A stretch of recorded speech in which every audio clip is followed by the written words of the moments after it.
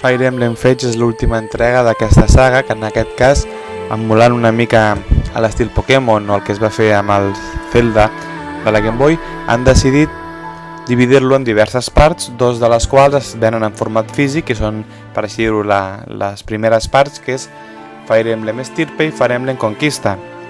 Sí, aparentment són dos jocs iguals en els que escolleixes un dels dos bàndols, però té unes quantes diferències. El joc que jo he jugat i del qual faré la review és el Fire Emblem Conquista. No puc opinar exactament de com és l'Estirpe perquè no l'he jugat, però se suposa que l'Estirpe és com més senzill, més adequat per les persones que s'introdueixen en el joc, mentre que el Conquista té un nivell de dificultat més alt, costa més augmentar el nivell dels personatges, és més difícil aconseguir or, etc. És pels jugadors habituals d'aquesta saga. Primer dir que visualment el joc no evoluciona respecte a l'anterior entrega Awakening, està prou bé. Els personatges en la zona de combat segueixen utilitzant uns sprites que són prou acceptables, tot i que si utilitzem una càmera aèria alta, molts d'aquests personatges a vegades els confonem, no sabem distingir-los, no? Pel que fa als gràfics al moment en el que lluita els combats, doncs estan bé seguint amb la línia anterior de l'Awakening. En aquest sentit no hi ha molt més a dir, és el que es veu. La banda sonora està molt bé, realment, molt bé. No desconec si hi ha cançons que canvien depenent de la versió del joc, però realment hi ha una gran varietat de cançons molt alta. Els personatges tenen veus en anglès que estan ben doblades. La música, cada combat que fem té una cançó per ell, la banda sonora acompanya molt bé l'acció, el tema principal de la cinemàtica d'inici del joc està bastant bé, realment a nivell sonor el joc destaca bastant. Pel que fa a la història, clar, és una mica complicat d'explicar-la perquè, a pesar que és molt similar en aquestes dues entregues, la història es completa amb la tercera entrega que només està disponible per descàrrega digital. Per tant, no conec jo tota la història, però en principi el que ens proposa és un personatge, un protagonista, el qual ha de triar entre dos bàndols, sí? Dos països que estan en guerra. Aparentment sembla que n'hi ha un que siguin els bons i uns altres els dolents. Els que apoyes durant el joc de conquista semblen dolents, però en realitat quan acabes passant el joc et vas donar compte que no ho són tant, no? En definitiva són dos països amb dos objectius diferents de la guerra i depèn del joc que compris n'apoyes uns o uns altres. El teu objectiu és arribar a conquerir la capital, el tron del país veí, perquè al final hi hagi pau. I això es veu barrejat amb una espècie com de mal obscur que posseeix el cor dels homes, els torna mig dimonis i tal, que suposo que això es desenvolupa més a l'entrega de descàrrega digital, no? La que conclou la història. En qualsevol cas, la història està bé, és prou complexa perquè acostumen a ser els Fire Emblems, sobretot perquè els personatges són bastant rodons, sí? No tots semblen tan bons ni tots són tan dolents, tots lluiten pel seu país, els que semblen molt bons en realitat també són cruels quan fa falta ser-ho. Vull dir, en aquest sentit els personatges crec que és el que està millor en aquest apartat. Són personatges que realment et preocupes per ells, sobretot els personatges protagonistes realment et preocupes per ells i t'agraden i t'involucres amb la seva personalitat. Llàstima que les històries paral·leles dels personatges, la història secundària dels personatges no estan tan treballades com el Fire Emblem Awakening, que en aquell sentit sí que s'ocorraven més de desenvolupar la història dels personatges de manera personal, no? La jugabilitat doncs, és la clàssica dels Fire Emblems. Ara no ho explicaré tot, però bàsicament ja explicaré les diferències.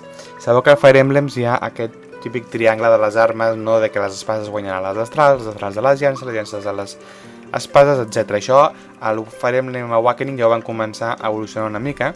En aquest joc encara més, ja que és interessant, depenent del bàndol que portem, els nostres personatges no només tenen classes diferents, sinó que fan servir armes diferents i tenen habilitats diferents. No utilitzen les mateixes armes els que lluiten per la banda del regne de Nor, que serien els que ajudes de conquista, que els que lluiten per la banda del regne de Hoshido, que són els que ajudes en la versió estirpe, no? Els de Hoshido, per exemple, són més tipus ninjas, no? És a dir, hi ha diferències amb les armes que fan servir i això provoca diferències en la manera de lluitar i amb l'estratègia. I hem d'aprendre més relacions entre armes que no simplement la clàssica, també la diferència entre les màgies i segons quin tipus d'armes, etc. En aquest sentit hi ha una mica de millora. Segueix funcionant molt i es potencia el tema d'emparellar els personatges, és a dir, quan combatem serà important, sobretot a mesura que va avançant el joc, no anar amb els personatges individualment, sinó que ajuntar-los entre ells, més o menys que quadrin les seves habilitats, perquè el fet d'ajuntar-los fa que augmenti els atributs del personatge que està en aquell moment actiu i fa que l'altre personatge li pugui donar més eficaçment suport durant la batalla. És clau saber ajuntar bé els personatges. A més, ajuntar els personatges durant els combats farà que millori la seva relació entre ells, el qual farà que amb el temps puguin arribar, a part de lluitar millor entre ells, ser més fort, puguin arribar a lo de casar-se i tenir fills, no? que es feien al Fire Emblem Awakening. Bàsicament, això, la jugabilitat és com tots els Fire Emblems. Aquí tenim el tema que és molt interessant, que entre escenaris tenim una espècie com de castell, una base nostra, la qual podrem anar construint i millorant. Podem construir herreries per forjar armes i modificar armes, podrem construir tendes d'armes i bastons, unes termes on relaxar-nos, una cuina on preparar menjar i fer que els nostres personatges en el següent combat tinguin millors atributs perquè han menjat bé, no? Un lloc un coliseu on lluitar i apostar, una presó on empresonar enemics i que després els podem subornar perquè lluitin al nostre costat, és a dir, una sèrie de coses, llocs per millorar les relacions, una sèrie de llocs, diguéssim, entre missions per esvergir-nos i també per preparar-nos per la següent batalla. Sí? A més, aquí el tema de les armes s'ha tret el tema de les armes que utilitzem també s'ha canviat. Ara les armes ja no es gasten, no hem d'anar a comprar-les contínuament, exceptuant els bastons curatius, no? Les armes, una vegada l'hem comprada, ja la podem fer servir tantes vegades com vulguem i la podem millorar perquè sigui més forta. He de dir, no sé la versió de Steer, però la versió de Conquest el diner escasseja molt i realment costa molt comprar equipament nou. En aquest sentit és una mica més difícil el joc.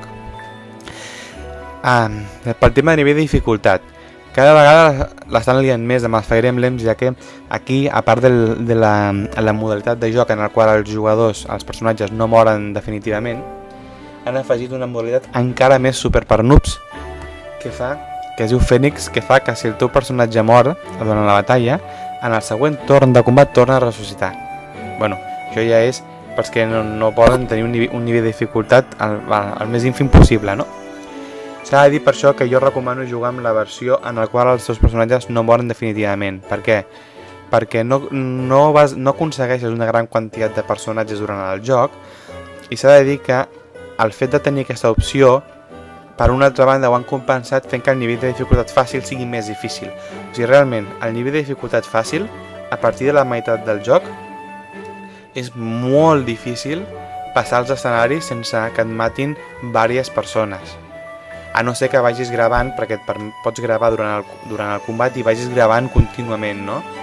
Però és un estrès. Jo crec que és millor jugar amb la versió de que els personatges no moren definitivament, perquè realment el nivell de dificultat del joc a partir de la meitat del joc és molt gran, sobretot si no hem millorat i evolucionat les classes dels personatges i hem comprat armes noves. Hi ha alguns combats entremig a la meitat del joc que se'ns poden fer molt complicats. Jo alguns els vaig haver de repetir inclús 3 o 4 vegades. I bé, després hi ha el tema de que els personatges que arriben a una relació molt bona, a base de conversar, de lluitar junts, etc., poden tenir fills, com el Fire Emblem Awakening, s'inventen una història rara perquè els fills creixin de pressa, i aquests fills els pots fer servir després en combat i poden millorar de classe més ràpidament, són més eficaços, etc. No?